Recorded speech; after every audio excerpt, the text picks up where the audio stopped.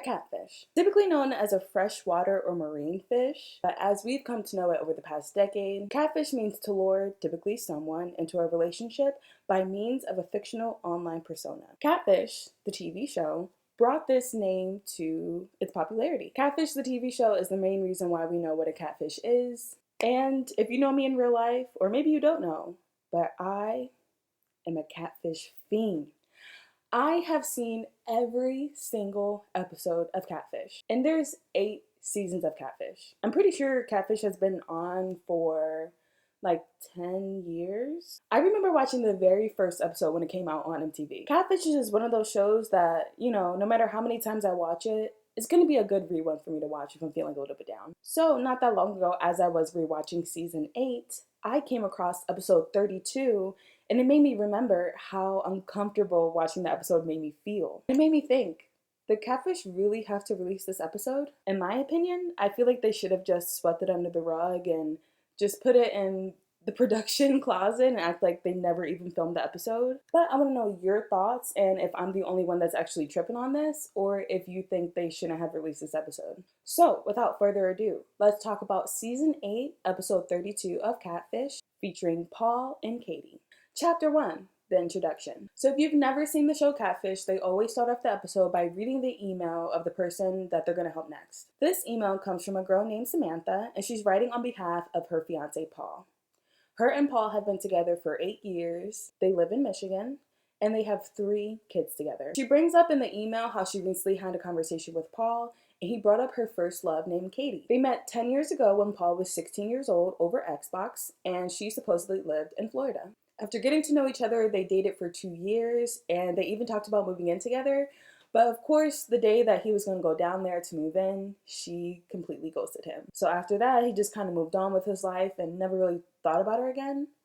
Until recently, Samantha was sitting on the couch next to Paul, and she noticed that a girl DM'd him. So when she questioned him about it, he told her everything, brought up the girl Katie, and he brought up how he was interested in reaching out to her again. He found her Instagram, and that's why they were talking. The girl responds, and she claims that she doesn't know Paul, and she claims that they never talked. So that's kind of the whole reason why Samantha was really prompted to write into Catfish, because she knows how much this still has a hold on Paul, I guess, and she's like, in order for us to move past this, we need some answers, so that's why she wrote in. After reading the email, Paul meets Neve and Cammy, and he tells them that after getting to know Katie more, they both ended up falling in love, and they would talk on the phone a lot. She would send him pictures, and he claims that she would even send him money and gifts such as an Xbox, an iPod, video games before they even hit the shelves. And apparently she could afford to do all of these things because both of her parents died in a car accident, so she had insurance money.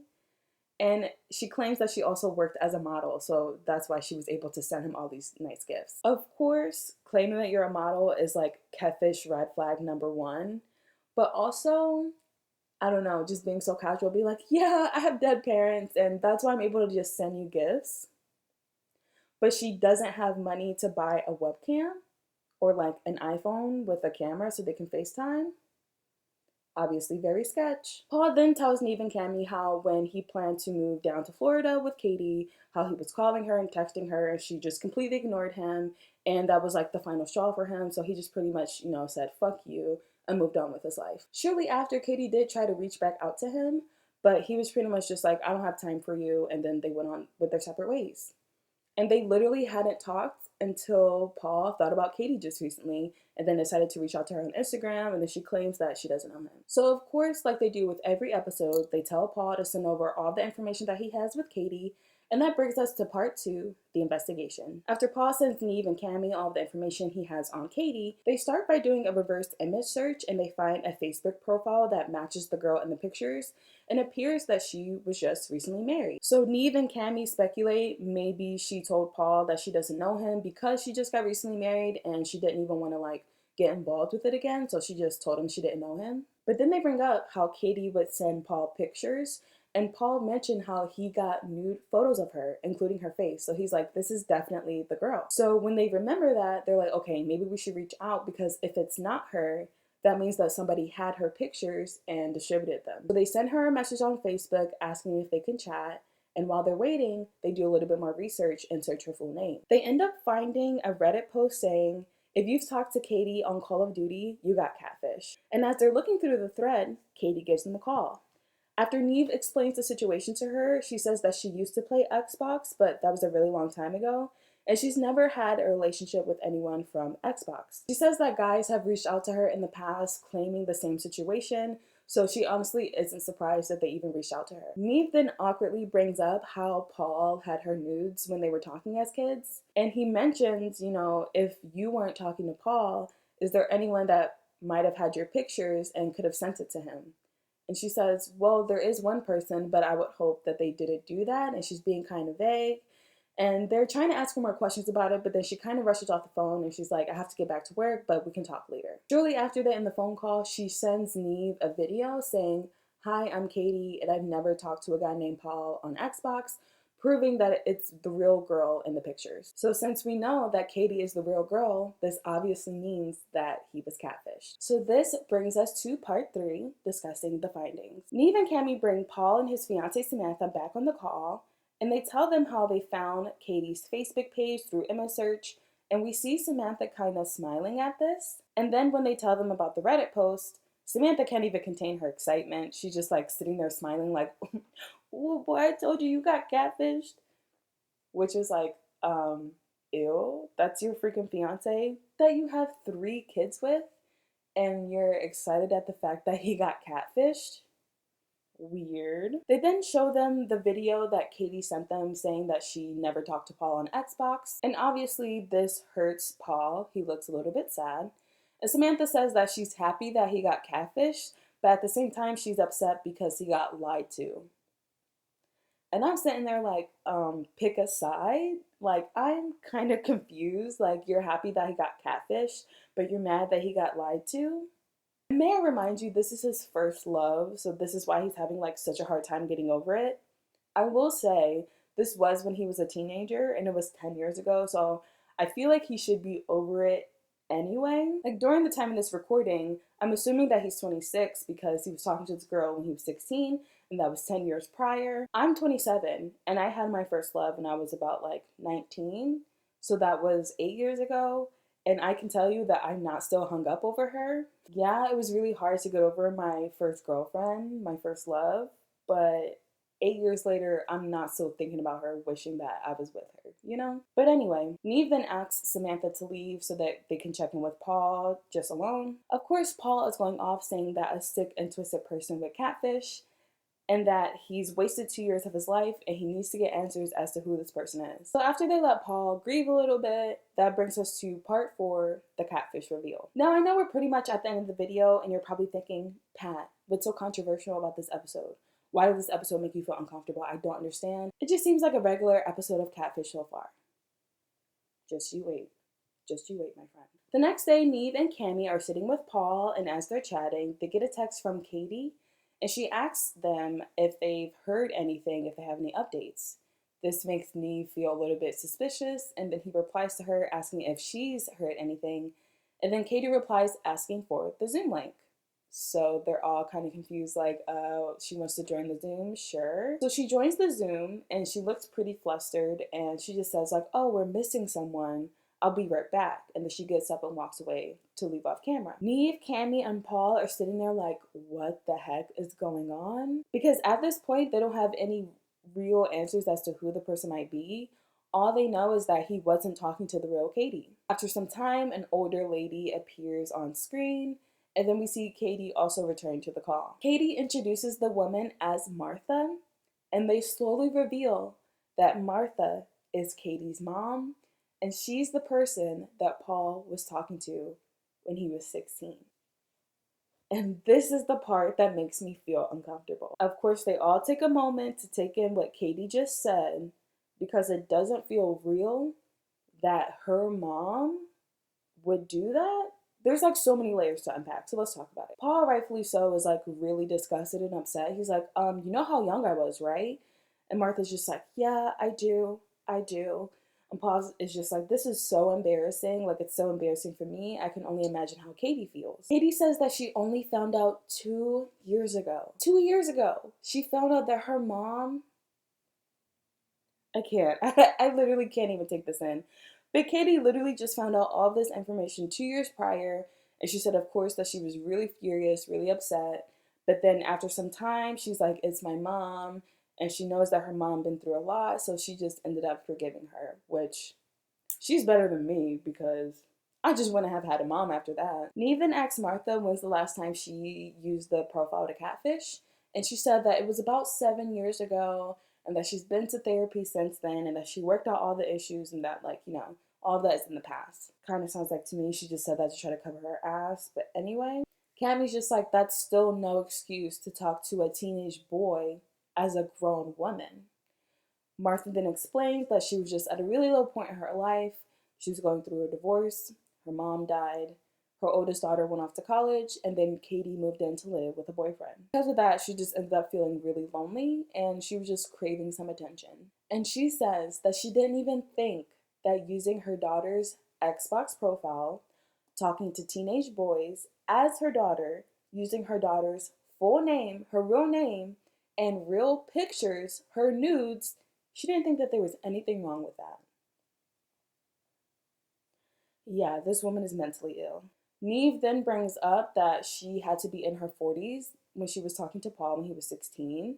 And obviously, this makes it even more real that she was a grown ass woman talking to Paul when he was a teenager. And this is the part that makes me feel even more uncomfortable. Cami mentions how the age of consent in Michigan is 16. So then she asks if Katie was at least 18 at the time that those pictures were sent. And they kind of do like a rough cut of Katie saying yes. In my opinion, she probably didn't answer that yes, but to cover their asses, they had to make it seem like she was 18. Because if she wasn't, that means her mom is guilty of distributing CP. And that is a whole nother issue. That's why I say that I think this episode should not have been released because they're dealing with not only pedophilia, but CP. And the fact that they just use that rough cut to me makes this even more messy, but I'll leave that for you to decide. Was this a rough clip? Did she actually say yes? I don't know. Yeah. How were you getting those photos? I got the photos. Neve then asked Martha how she would even get the nude photos of Katie. And she said that when Katie was asleep, she would go through her phone, look for new nude photos, send those pictures to her phone, and then delete the sent thread off of Katie's phone. I can't even imagine like having my privacy violated like that by a family member. Like even just looking through the kid's phone while she's sleeping is like that's crossing a boundary. But then to take her nude pictures, man, that's your kid.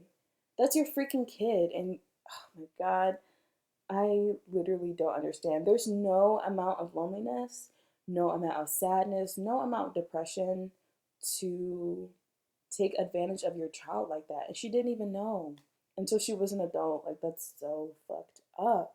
Paul is still super frustrated, just saying how fucked up the whole thing is, and how since his relationship with Katie was his first love, that pretty much affected all of his relationships after her. So he just like, giving her a bunch of shit for being like, you fucked me up in this way and yada yada yada. Again, I don't blame Paul at all for going off on Martha.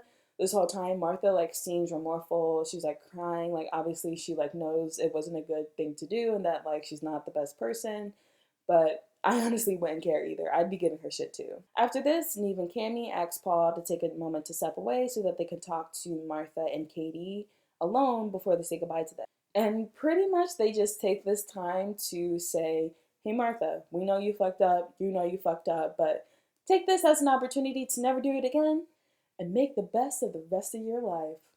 Like, it's just really like, oh, it's the end of the episode, let's make it like happy-go-lucky, we gotta end it on a good note. And they just really skim over how she was like distributing CP of her fucking daughter. That just really blows my mind. That's like literally the whole reason I'm like, why did they air this? This is too much. And I know that Chris Hansen had that whole show, How to Catch a Predator, but that's a different setup. Like law enforcement was like they had to be involved because like what? And I feel like in this situation they just like brush it under the rug. I mean, like, what could they do, right? Because he's an adult now.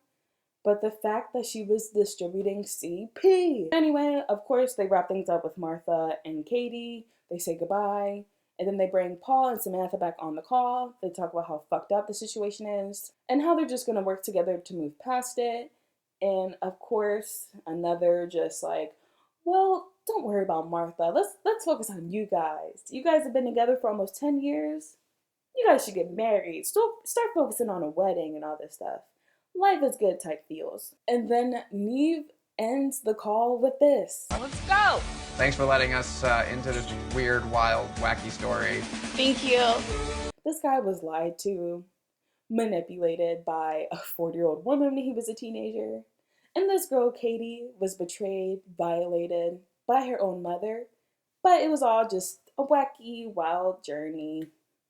That's all it was. And that's pretty much the end of the episode. They do like a little recap, like, oh, 2 months later type shit. But honestly, that shit doesn't matter. I remember watching this for the first time and just being like, what the fuck?